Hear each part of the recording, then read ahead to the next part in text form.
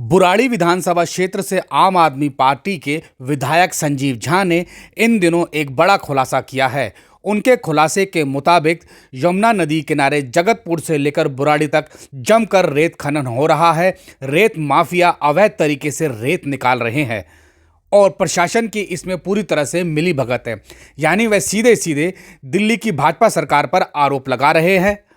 इतना ही नहीं, वह अपने इन आरोपों को साबित करने के लिए खुद यमुना नदी के किनारे पहुंचे और अपने साथ आम आदमी पार्टी की सरकार में मंत्री रहे और मौजूदा आम आदमी पार्टी के प्रदेश अध्यक्ष सौरभ भारद्वाज को लेकर के भी पहुंचे और उन्होंने यहां पर दावा किया कि प्रशासन की मिलीभगत से जमकर यमुना नदी से रेत का उत्खनन हो रहा है और सीधे सीधे यमुना नदी को नुकसान पहुंचाया जा रहा है। उनका यह वीडियो काफ़ी वायरल भी हो रहा है, जिसके बाद रेत खनन तो रुक गया, परंतु मैं आम आदमी पार्टी से बुराड़ी विधानसभा क्षेत्र से लगातार चौथी बार चुनाव जीतकर विधायक बने संजीव झा को यह बता दूं कि यह रेत उत्खनन अभी शुरू नहीं हुआ है। 2014 में जब दिल्ली में आम आदमी पार्टी की सरकार आई थी, उस दौरान भी यहीं से जगतपुर गांव से और बुराड़ी से जमकर रेत का उत्खनन हो रहा था।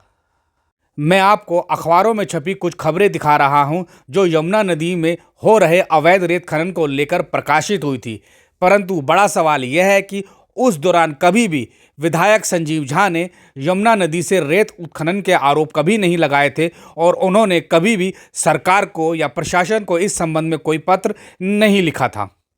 मीडिया में लगातार खबरें प्रकाशित हो रही थी, लेकिन जगतपुर और बुराड़ी से कभी भी रेत का उत्खनन नहीं रुका। अवैध रेत लगातार निकाली जाती रही, जबकि वह पिछले 12 सालों से यहां पर विधायक है।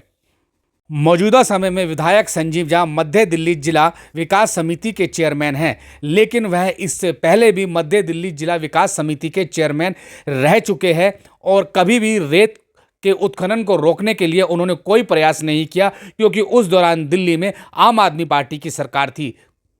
विधायक संजीव झा चाहते तो उस समय भी अवैध खनन रोका जा सकता था, रेत माफियाओं के नाक में नकेल कसी जा सकती थी, लेकिन उस दौरान कभी भी ऐसा नहीं हुआ।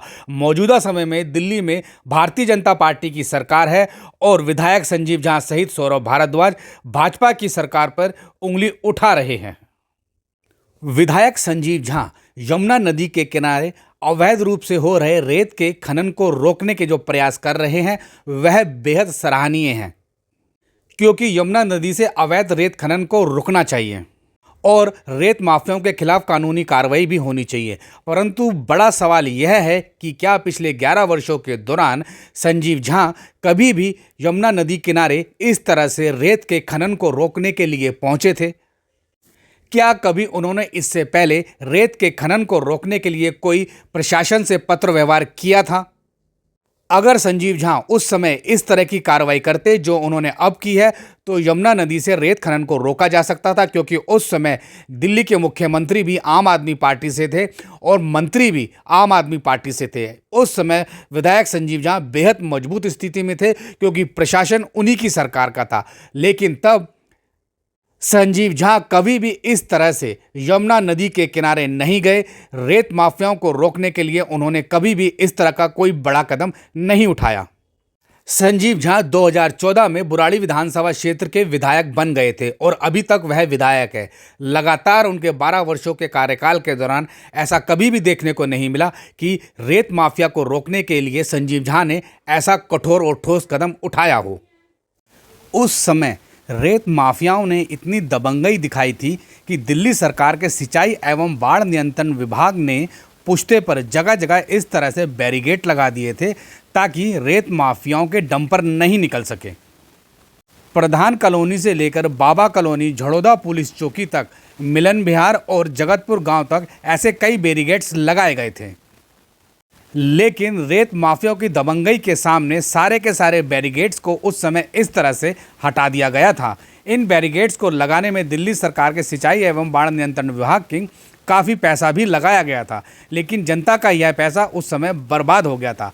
हालांकि इस संबंध में मीडिया में काफ़ी खबरें भी प्रकाशित हुई और कुछ लोगों ने बैरिकेड्स को लगाने के लिए लिखित शिकायतें भी की, लेकिन रेत माफियाओं की दबंगई के सामने सारी शिकायतें फेल हो गई और बैरिकेड्स दोबारा नहीं लगे।